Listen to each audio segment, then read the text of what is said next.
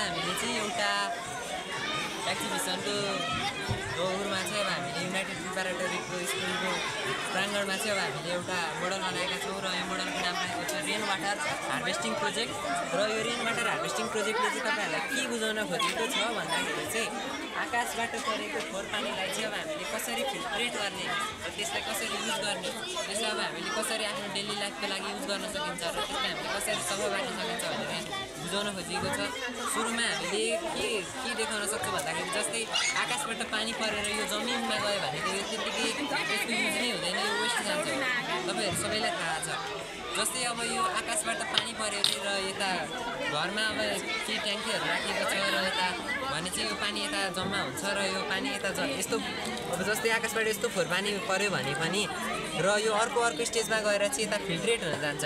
र यो फिल्ट्रेट गर्नको लागि चाहिँ हामीले यहाँ के युज गरेका छौँ भन्दाखेरि गिटी र कपासको युज गरेका छौँ। तर रियल लाइफमा हामीले यसलाई बनाउनु पऱ्यो भने चाहिँ हामीले यता गिटी, बालुवा, माटो, जुटको बोराहरू राखेर चाहिँ अब हामीले यसलाई बनाउन सक्छौँ र यसलाई चाहिँ हामीले यस्तो फोहोर पानीलाई हामीले यस्तो सफा गर्न सक्छौँ।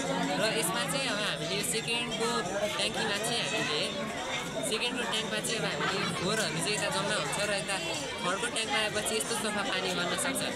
यहाँ तपाईँहरूले पनि देख्न सक्नुहुन्छ। र यो मोडल चाहिँ कस्तो ठाउँमा काम लाग्छ भन्दाखेरि चाहिँ जहाँ कहिलेकाहीँ मात्र पानी पर्ने गर्छ र जमिनहरू खन्दाखेरि पनि जस्तै इनारहरू त्यसपछि बोरिङहरू खन्दाखेरि पानी निस्किँदैन भने चाहिँ यस्तो मोडलहरू काम गर्न सकिन्छ। इनारहरू खन्दा पानी निस्किन भने चाहिँ अब हामीले यस्तो मोडलको युज गरेर चाहिँ अब हामीले फोहोर पानीलाई पनि यस्तो सफा पानी बनाउन सक्छौँ।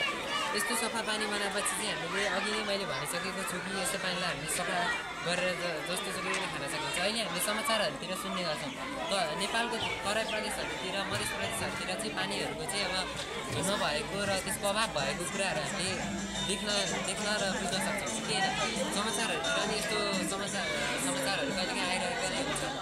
र अब हामीले चाहिँ यस्तो पानीहरूको चाहिँ अब हामीले खेतबारीहरूतिर पनि युज गर्न सक्छौँ र यस्तो पानीहरू चाहिँ हामीले चाहिएको बेला युज गर्न सक्छौँ र नचाहिएको बेला त्यसलाई जलमा गएर पनि राख्न सक्छौँ। र हामीले चाहिँ यस्तो मोडलहरू चाहिँ एकदमै राम्रो छ नेपालको लागि र सस्तो पनि रहेको छ। कसैले यस्तो मोडलहरूको युज गर्नु होला भन्ने हामी आग्रह गर्दछौँ। धन्यवाद।